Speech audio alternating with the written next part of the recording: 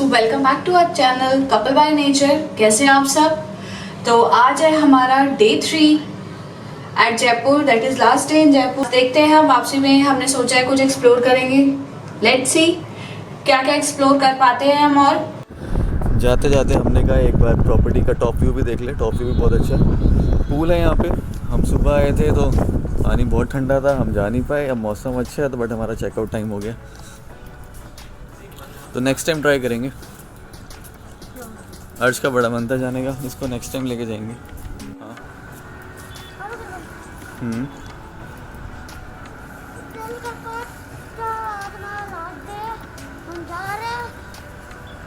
अच्छा लगा, मज़ा आया ट्रिप में।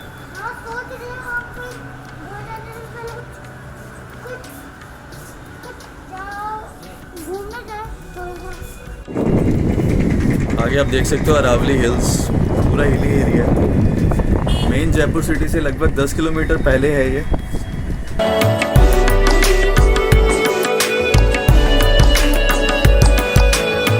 चेकआउट कर लिया। Now we are going to Amer fort. Time अभी हुआ है 1 बजे का, तो हमने टारगेट रखा है कि 2:30 बजे तक जितना घूम लिया दैट्स इनफ। उसके बाद फिर हम दिल्ली की तरफ मूव होना शुरू होंगे और रास्ते में कुछ खाते पीते भी हैं।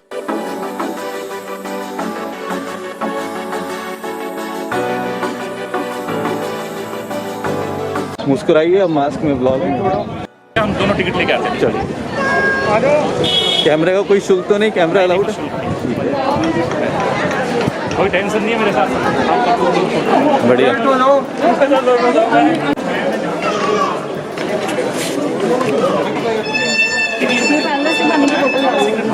में इसको बनाना चालू किया 1727 में जय सिंह ने खत्म किया। इस महल को बनने में करीबन 137 साल लगे। 1727 में यहाँ के राजा जय सिंह ने एक नया शहर बसाया जयपुर। आज का चल रहा है 2021, तो जयपुर से 290 साल पुराना, उससे पहले जयपुर नहीं था। 1885 में जब अंग्रेजों का राज था, अंग्रेजों का राजा यहाँ आया, तो हमारे राजा ने पूरे शहर को पिंक कलर में पेंट करवा दिया। तब से क्या बोला जाता है? Pink city. 1950 में यह महल को गवर्नमेंट को दे दिया, राजा सिटी पैलेस में शिफ्ट हो गया। राजा सिटी पैलेस में मान सिंह ने 5 बड़े स्टेट जीते थे। सबसे बड़ा स्टेट था अफगानिस्तान, जहाँ पठानों को हराया और पठान पकड़ के लाया। वहाँ से बहुत बड़ा खजाना लूटा। वो खजाना इंदिरा गांधी 1977 में जयगढ़ फोर्ट से निकाल के लेके गई थी। उस पर एक फिल्म बनी थी बादशाह, ठीक है। इसके अलावा वो पठान पकड़ के लाए जो पठान तोप बनाने में माहिर थे। तोप बनाने का कारखाना खोला, दुनिया की सबसे बड़ी तोप बनाई जो जयगढ़ फोर्ट में रखी हुई है, उसका नाम है जयवान तोप। उसके बाद वो बंगाल गया, जो आज बांग्लादेश बन गया। वहाँ पे उसको जीत नहीं मिलती थी, एक जगह थी जेसोर। उसने काली की उपासना करी। काली माँ ने सपने में उसको दर्शन दिए, उसको जीत का वरदान दिया। कहते हैं काली की एक मूर्ति वहाँ शिला के रूप में प्रकट है। वहाँ उन्होंने मंदिर बनाया उस शिला का। तब से यहाँ बलि हो रही है। डेली पेड़ के नीचे एक बकरा कटता है, माता को चढ़ता है। 500 साल से ये परंपरा चली आ रही है। पूरा महल, पूरा महल गवर्नमेंट के पास है। केवल ये जो हिस्सा है ये राज परिवार के पास है। नवरात्रों में अष्टमी के दिन पूरा राज परिवार आता है यहाँ पे और उनकी पूजा यहाँ पे होती है। तोपों की सलामी उनको दी जाती है। हमारे राजा बहुत बड़े ज्योतिष भी थे। उन्होंने 5 जंतर मंत्र बनाए, जयपुर, दिल्ली, काशी, उज्जैन, मथुरा। जंतर मंत्र सारे साइंटिफिकली प्रूव्ड है। एक एक यंत्र जो है वो सारा काम करता है। एक यंत्र का नाम गिनीज बुक वर्ल्ड रिकॉर्ड में है, वो है दुनिया की सबसे बड़ी धूप घड़ी सन डायल, ठीक है। इसके अलावा आप सबका नेचर अलग है। इन प्लैनेट्स का इफेक्ट हम पे क्या पड़ता है? कभी हम दुखी होते हैं, कभी सुखी होते हैं। सबके नेचर भी अलग अलग है, व्यवहार भी अलग है, बॉडी शेप भी अलग अलग है। कोई पतला, कोई लूला, कोई मोटा, कोई कैसा। ये सब डिसाइड होता है जब हम जन्म लेते हैं। उस समय हमारे ग्रह की पोजीशन क्या होती है, समझ लेगा। जब हम नीचे चलेंगे तो मैं आपको वहाँ पे जयपुर के सबसे बड़े एस्ट्रोलॉजर हैं। जयपुर एस्ट्रोलॉजी का केंद्र है, यहाँ बड़े बड़े एस्ट्रोलॉजी का सम्मेलन होता है। तो जयपुर के एक बहुत बड़े एस्ट्रोलॉजर है जो नीचे बैठते हैं। जो सेकंड पार्ट इसमें लिखा हुआ है, ये पैलेस एंड आर्ट म्यूजियम है ना, तो वहाँ पे आप फ्री इस टिकट के साथ में एस्ट्रोलॉजी करवा सकते हो। करवा के जाएंगे।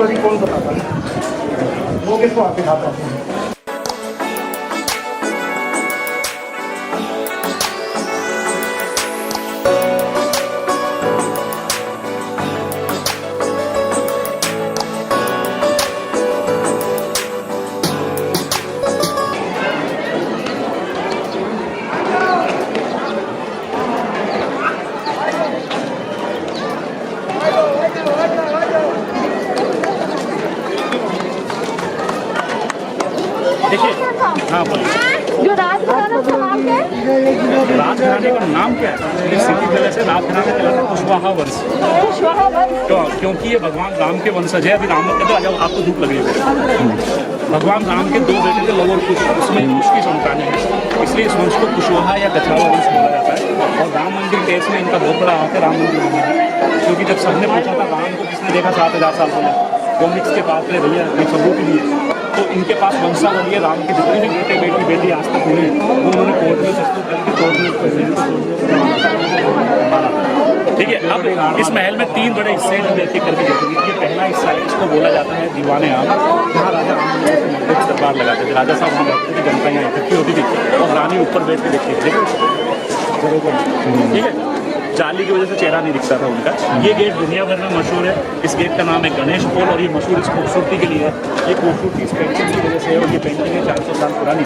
इस पेंटिंग का नाम है फ्रेस्को पेंटिंग और गेट का नाम है गणेश पोल, क्योंकि गणेश जी की पेंटिंग। ये खराब फूल नहीं हुई, ये बनी हुई है नेचुरल कलर से। 400 साल पहले केमिकल कलर नहीं होते थे, फूल और पत्तियों से कलर बनते थे। अब इस गेट के अंदर चलेंगे, शीश महल देखेंगे जो मेन अट्रैक्शन है। अभी मैंने 2 आर्ट के बारे में जानकारी दी, natural colour, stone colour, gold colour. इनके बारे में डिटेल जानकारी हम नीचे लेंगे। ये है मैजिक फ्लावर। मैजिक फ्लावर का मतलब है कि उस जमाने में अभी कहाँ काफी बोला दसरे नहीं आ मैजिक क्लास आप आगे आइए। ये मार्बल है मकराना का, ये इंडिया आर्ट है, पेंटिंग में स्टोन जड़े हुए हैं।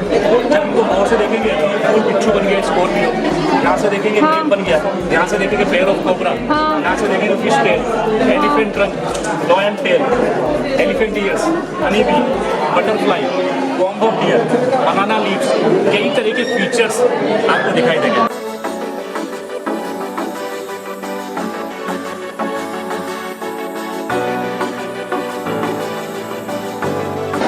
चलेंगे हरम के एरिया में। हरम का मतलब ये राजाओं के एक रानियाँ नहीं होती थी, इनके 20, 25, 50 रानियाँ होती। भूल भुलैया साथ में रहना पीलू का हम नहीं भूलेंगे, बहुत सारे लोग होंगे हमें रास्ता बताने के लिए।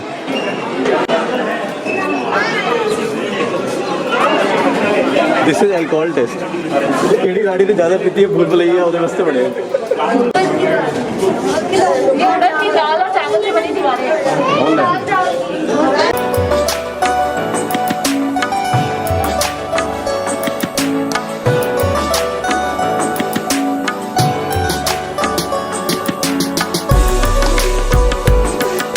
रानियाँ यहाँ रहती थी और रानियों के पास में भी पुरुष नहीं होता था, मंजरे होते थे या दासियाँ होती थी। लेकिन इसको मानसिंह ने बनवाया था, इसको मानसिंह पैलेस बोलते हैं। और मानसिंह के शुरू में 12 रानियाँ, तो उस समय इसमें 12 रानियों के 12 अपार्टमेंट बनाए। ये एक रानी का जहाँ खड़े हैं, ये रानी के लाने की जगह, ये पानी की टंकी इससे कॉपर के पाइप से जुड़ा हुआ है। हर रानी के कमरे में एक रास्ता बना हुआ है। ये इसलिए बना हुआ है कि राजा किसी भी रानी के कमरे में मेन गेट से नहीं आते, उनसे रास्ते से आते थे, दूसरी को पता ना चले। सारे वाला प्रोटोकॉल सेट है।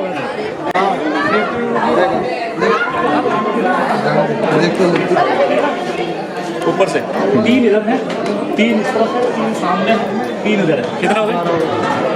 उसके बाद में भी और राजा रानियाँ ऐड होती रहती है राजा के, तो उसके अंदर के अंदर कमरे बनते रहते हैं। चलिए, ये सारे कमरे एक जैसे हैं।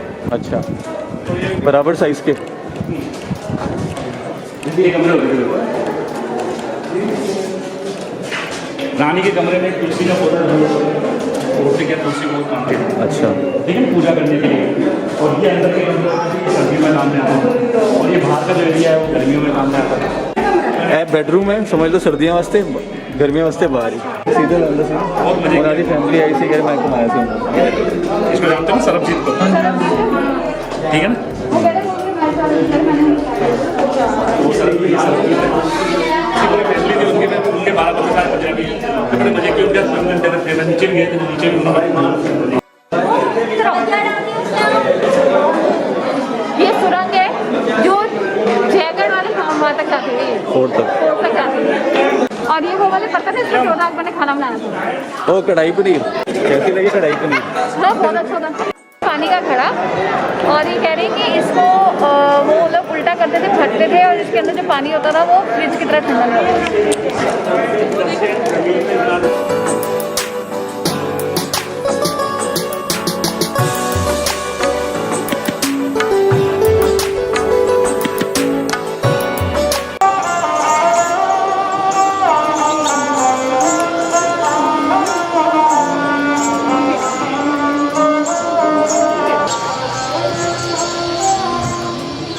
एक औरत आदमी बैठे हैं, उनको बोलते हैं ढोला मारू। ढोला मारू ढोला मारू ਹੁੰਦੀ ਹੈ ਇੱਥੇ ਤਾਂ ਬਹੁਤ ਹੈ खाना भी है। अरे हर तीजे चौथे दिन ढोला मारू बनाया होता है। साउथ इंडियन मूवी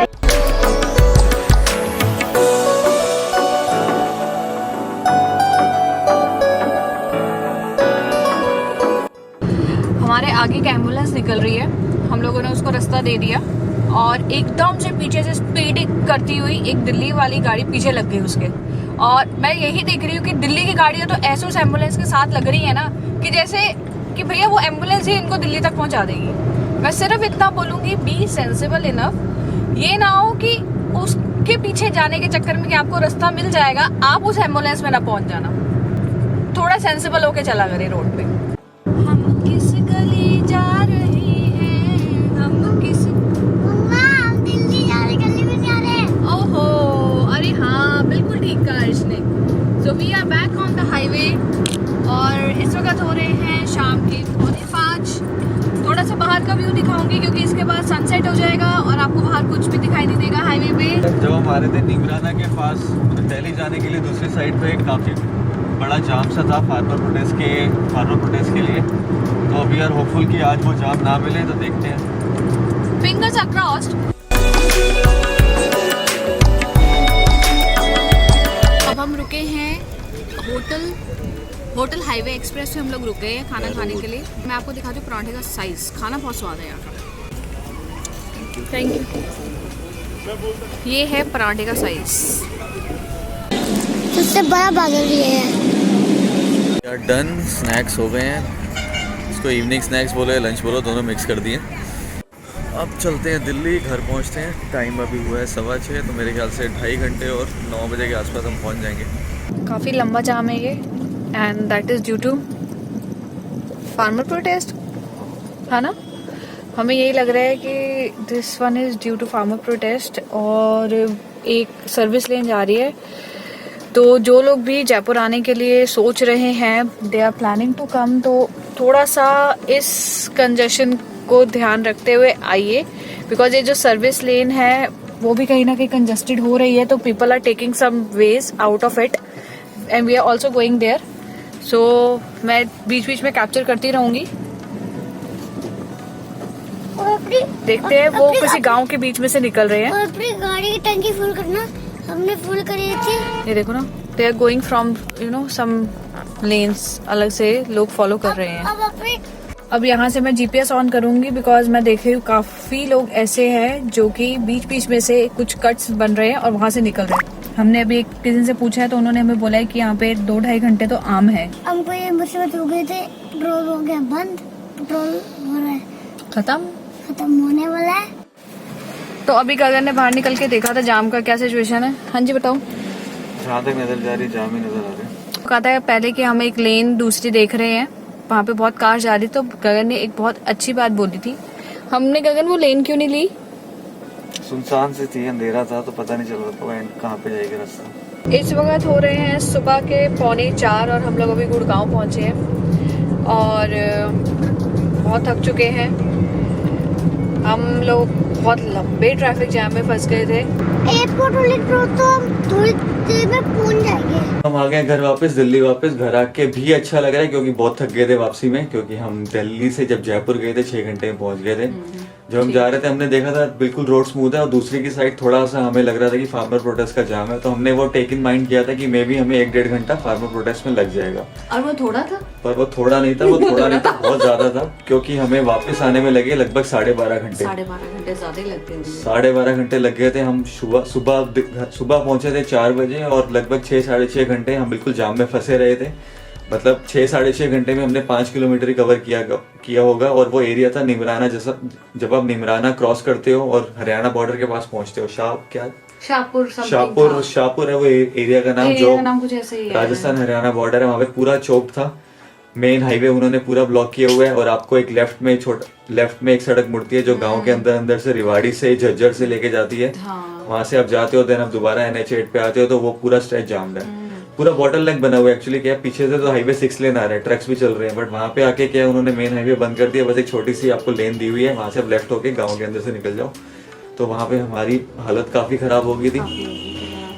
अब मेन ये भी है कि बिकॉज हम गांव के बीच में थे, कोई स्ट्रीट लाइट नहीं थी, तो हमें लूटपाट का भी डर था क्योंकि Right.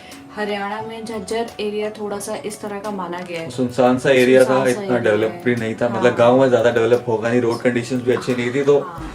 थोड़ा मतलब डर सा भी लग रहा था, अंधेरा था, अंधेरे में वैसे ही रास्ता थोड़ा ढूंढना मुश्किल होता है, बट जहाँ जहाँ जीपीएस हम कह रहे थे और बाहर जहाँ जहाँ ट्रैफिक जा रहा था उनके साथ मूव होते रहे, साथ में करते रहे हम लोग। तो सच में मतलब काफी थक गए। तो एक चीज का आप जरूर ध्यान रखना, अगर आप जयपुर साइड जा रहे हो तो जाते हुए तो बिल्कुल स्मूथ है, बट आते हुए फार्मर प्रोटेस्ट है, वहाँ पे आपको जाम मिलेगा। और हमारे साथ प्रॉब्लम क्या हुई, हम संडे वापस आ रहे थे, तो वीकेंड पे काफी लोगों ने वहाँ ट्रैवल किया था, संडे वैसे ही बहुत जाम था वहाँ पे। तो मे बी अगर हम नॉर्मल वीकडेज में ट्रैवल करते तो 2-2.5 घंटे का जाम मिलता, ठीक है, इतना तो हम हमारे हाँ, दिमाग में था, इतना हम था एडजस्ट कि- कर लेंगे, दिल्ली में रहते इतनी जाम की आदत है, बट 6 घंटे बहुत ज्यादा हो गया। मेरी और लाइफ का सबसे बड़ा जाम था ये। मैंने जो लास्ट मुझे जो याद आ रहा है वो याद आ रहा है जब हम लोग 2019 में मम्मी पापा को लेके अमृतसर गए थे, लुधियाना पे हमें मिला था। हाँ, वहाँ मिला था और जाम, वो था तकरीबन 1-1.5 1-1.5 घंटे घंटे का। का था। तो मतलब लास्ट जाम जो मेरे को जो याद आ रहा है 1.5 घंटे तक का जाम लिया। और वो भी हमें दोपहर को मिला था, लाइट जब होती है ना, मतलब हाँ। तो इतना कुछ पता नहीं चलता, फील नहीं रात में होता। आपको थोड़ा बड़ा अजीब सा लगना शुरू हो फील जाता होने है। लग जाता है कि आप अकेले और साथ में बच्चा है आपके, तो थैंक गॉड कि हम लोग एक ग्रुप में थे, तो तीन सब safely गाड़ियां पहुंच थी, हम गए। लोग सेफली पहुंच गए। तो मैं सबको ये बात बोलूंगी कि if you are going on this highway NH8 पे, तो सबसे पहली बात तो ये ध्यान रखिएगा कि फार्मर प्रोटेस्ट की वजह से आपको काफ़ी डाइवर्जन्स को फॉलो करना पड़ेगा, but only follow that diversion जो कि आपको मिलेगा एक पुलिस बैरिकेडिंग है उसके बाद मिलेगा, उसी को फॉलो करना, क्योंकि उससे पहले भी एक डाइवर्जन है पर वो बहुत ही अंधेरा है वहाँ पे। जिसको पता है वो जा सकता है, हमें हाँ, पता नहीं था, हमें तो पता हमने तो नहीं था। ट्रैफिक के साथ ही फॉलो किया, जहाँ जहाँ ट्रैफिक जा रहा था उनके साथ साथ हमने चलते उन्हीं को रहे। फॉलो करा।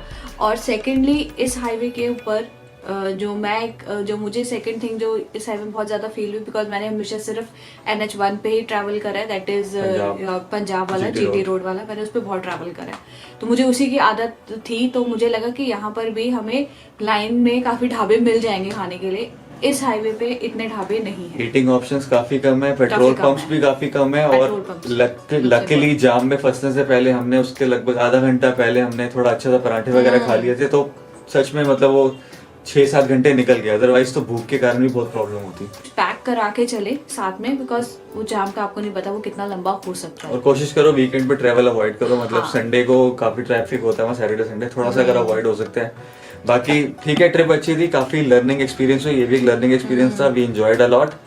और अब ट्रिप की थकान भी है, तो 1-2 दिन हमें थकान निकालने में भी लगेंगे, उसके बाद हम नेक्स्ट प्लान करेंगे, नेक्स्ट भी हमारी ट्रिप प्लान हो रही है, तो नेक्स्ट व्लॉग में भी जल्दी मिलेंगे। Till then bye bye, take care, hope you are liking our videos. आपको जयपुर की वीडियोस कैसी लगी? हमने 4 एपिसोड की सीरीज बनाई थी, अब वो ये लास्ट एपिसोड है, खत्म कर रहे हैं। बताना कमेंट करके आपको सीरीज कैसी लगी, ताकि हम नेक्स्ट आगे भी ट्रैवल व्लॉग्स बनाएं, हमें मोटिवेशन मिले।